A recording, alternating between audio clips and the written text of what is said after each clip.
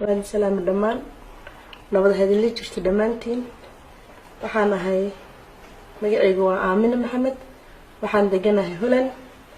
وحنا هاي صومالي كريستيان وحنا ربي لكم يستل بدكم إياه طبعاًكي وحنا هلا نبض شعال دجنان وحنا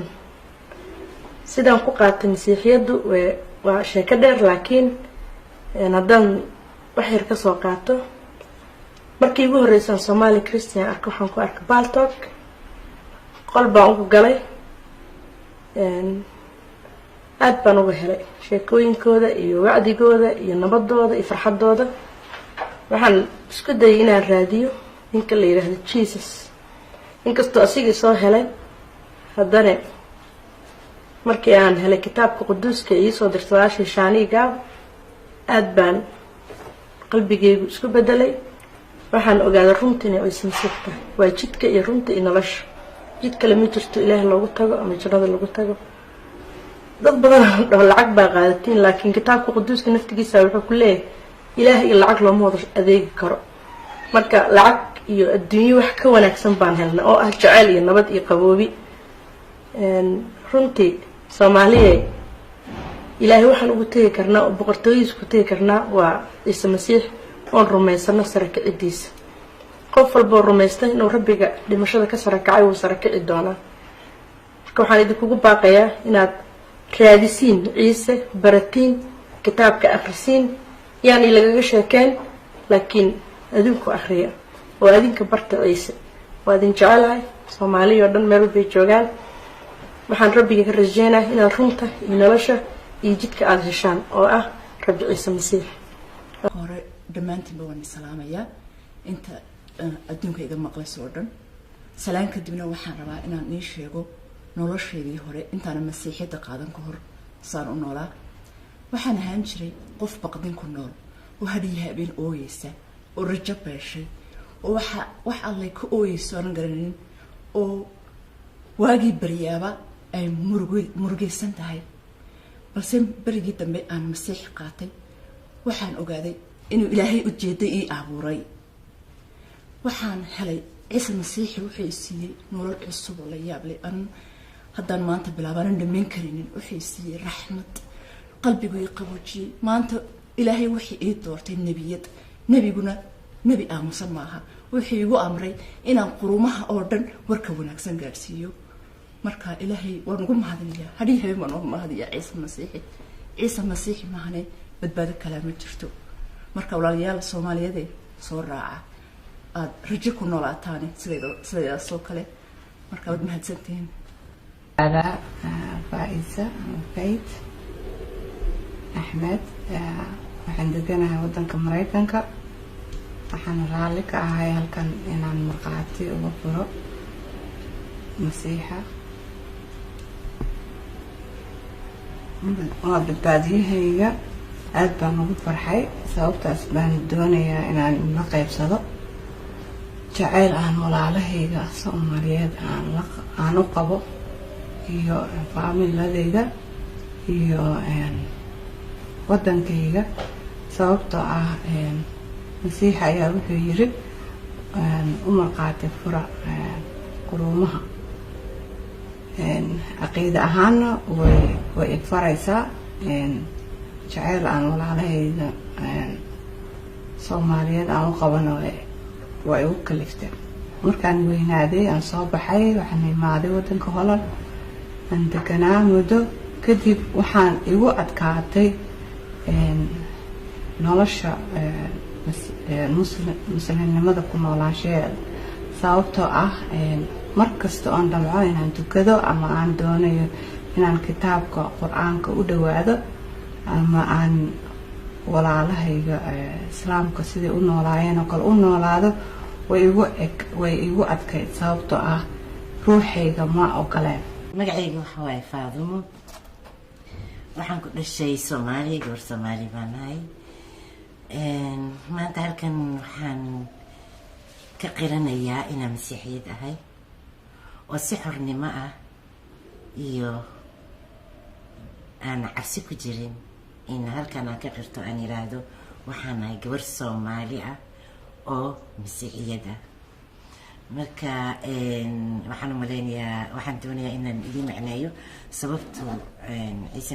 masiixa u noqday anigoo muslim ah oo sida dadka badanka maalin walba ina weydiiyaan adigoo hooyada iyo aabaha muslim ahaa oo muslim aad ku dhalatay haddana aad masiixi sidee baad ku noqotay. marka waa run waan idin macneynayaa sababtu horta masiixa aniga ma dooranin, asaga isoo doortay. aniga weligeyba diintayda islaamka ayaan haystay oo ku dhaqmi jiray, laakiin ciise masiixa isagaa isoo doortay. sida uu igu soo doortay siduu igu yimidna waxay ahayd mar ayaa jirtay dhibaatooyin yar intaan maray. dhibaatooyinkaasna oo weydiiyey ilaahay, waayo diinta muslimka aniga waxaan ku bartay in ilaahay wax waliba xagga ilaahay ka yimaadeen, wax fiican iyo wax xunba. ama xataa dad gaajoonaya, dad dherigsan, dad qof walba oo la oranayo eega qofkaasi u gaajoonaysa ilaahay baa saa ka dhigay, eega qofkani way bogtaa ilaahay baa saas jiradaa siiyey, eega qofkani gabadhan suuqay ku jirtaa baleeg ilaahay baa sidaa ka dhigay. marka ra'yigaas ayaan ka haystay diinteeda islaamka oo wax walba inay ka yimaadeen maxaan dhahaa ilaahay. xataa dadka markuu isdagaalayo ama dagaalyadan tirada badan oo meel walbo laisku dilayo in ilaahay xaggiisa ay ka timiday. marka sidaa daraaddeed dhibaatadaas ay soo gaartay ayaan weydiiyey ilaahay, ayaan iri waa maxay dhibaatadan maxaad noogu aqbashay ood noogu sameynaysaa ilaahayow. markaan dukasho oo hadda qaasa aan dukanayay ama salaada aan u fadhiyeyna ma aynan ahayn, maskaxdeydii bay kusoo dhacday maalintaas anigoo gurigeyga iska joogo, waayo aada iyo aad baan uga caraysanaay. markaasa waxaan maadaama ilaahay wax walba ka yimaadeen, bal waan iska iri un ilaah adiga wax walba nagu sameynaysa, maxaa sidaa noogu samaysay. marka riyo iigu yimiday habeenkii uu yiri qof baa ila hadlay, cod baa ila hadlay oo dhahayo waxani ood maaragtay dagaalkan iyo rabashkan oo dhexdiina maaragtay ama dhibaatooyinka kusoo gaaray macaan ilaahay xaggiisa, laakiin waa shaydaan. marka uu ikala tusiyey halkaa eeg buu yiri, waayo 2 boqortooye baa jirta buu yiri, eeg boqortooyadaas eeg, boqortooyada wax xun baa kasoo daatay aanan la arki karaynin. markaas markuu dhulka saa ugu soo daadinay waan baxsaday, intaan qayliyey. markaas qofkii i weydiiyey maxaad ka aragtay, aad bay u farxan tahay baan yiri, waan cabsooday. marka boqortooyadan kalena eega buu yiri, halkan soo mar. markii meesha aan eegayey waxay ahayday waddo waasaca oo weyn oo qurux badan. markaasi halkaa ku soco ee carar, iminka carar, laakiin dib ha u eegin meeshii aad kasoo tagtay. meeshaan kasoo tegayna waxay ahayd waa meeshii waxa foosh xun kasoo daadinayeen, dib ha u eegin buu yiri, horay u oran. markaa baan orday, markaa baan fariistay. markaan fariistay waan nastay. markaan nastay ayaa waxaan arkay subaxdii baan soo toosay. marka waxay yihiin waan garan waayey, waayo weligii riicaynkaasoo kale ah oo weli haddana loo maleey oo ila ekaaday wax riyali ah oo run ah, laakiin waan iska haystay niideyda kaligay. waxaan dhahay waxani waa maxay, ilaa markii dambena codkaas anigoo soo jeedo oonan hurdaynin oo dib igugu soo noqday oo leeyahay ilaahay xaggiisa kama imanin, qofka kula hadlayna waa aniga ilaahay, waa ciise masiixi, ma ahan waxa xaggayga ka yimiday waxaanoo dhan ciise masiixi. marka aad bay waxay ila noqotay wax mucjisad ah iyo wax la yaab leh, qofna uma aana sheegin, waayo qof markaan u sheego waxay oranayaan dadka way waalan tahay. salaamaya walaalayaal, magacayga waxaa waaye Esther. 72 sano jira aniga maanta waxaa ka sheegaa wixii oo farax badan noloshee soo galay waxaas waaye ciise masiix waxa ay kasoo bixiye meesha oo madowga ah meesha oo dhib badan waxay dhahay aniga waa ku jecel yahay waxaad tahay gabartayda oo aniga aad iyo aad u jecel lahay gabartayda tahay oo waxaan rabaa adiga nolosha cusub qaadato nolosha oo fiican qaadato markii oo kitaabka arkane hal oo sabuurada 23 markii oo akhriyo markaas waan happy waan ahay magacayga waxaa la yidhaahdaa Shani Gabo waxaan deganahay Ingiriiska walaalayaal dhammaan waan idin salaamayaa marka ugu horeysa walaalahayga meel walba ee dunida ka joogaan waxaan raali ka ahay in videogan qof kasta oo Soomaali ah adduunka meel kasta uu ka joogo oo maaragtay aan u siinaya amar in uu fiirsado uu ogaado sida nolosha runta rabbiga aniga buu igu badbaadiyay inaan la qaybsado walaalahayga Soomaaliyeed meel walba ay joogaan waxaa jirta in aniga marka horta Soomaaliya ka soo tagay bari hore marka dagaalka dhacay aniga laftirka anigoo yaraan ka soo tagay laakiin Yurub markaa imaaday aniga waxaan sii noqday qof diintii lagu soo koriyay ku sii adkaatay waxaan isku dayay inaan soomo salaado oo maaragtay is noqdo qof wanaagsan oo ilaah u dhow laakiin se weligay waxaan dareemayay waxa la dhaho maxay cabsi Allah aan ka cabsan jiray qabriga ka cabsan jiray aan maaragtay xiriir hoose aan la lahayn oo isaha markaa dhimatay waaba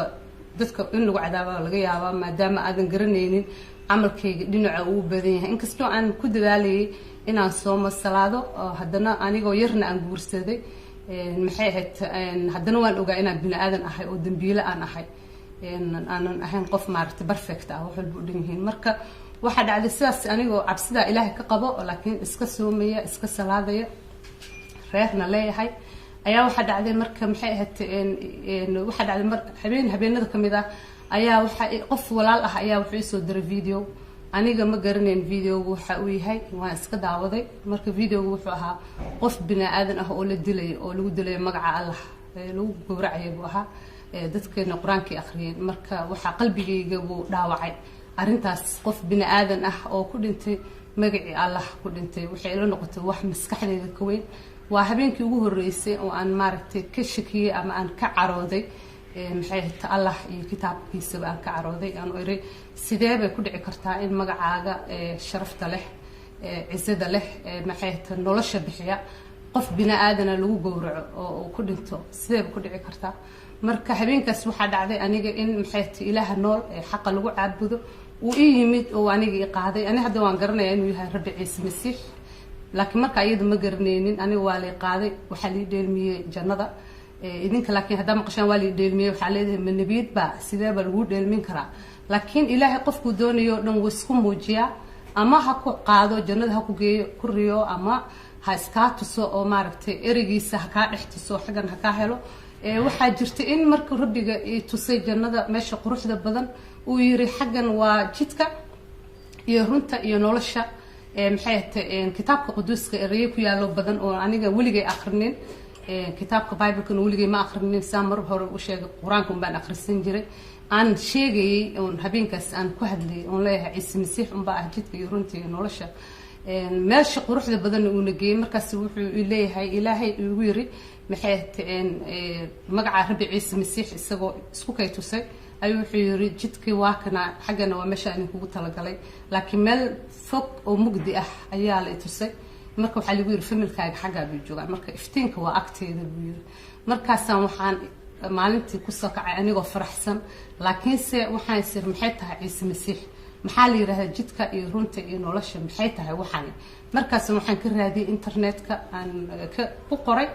luqadan garanayay baan ku qoray waxaan dhahay maxay tahay ciise masiix jidka iyo runta iyo noloshaba markaan raadiyay internetka waxa ay soo baxday kitaabka quduuska ah ayaa ay soo baxay magacayga waxa la yiraahdaa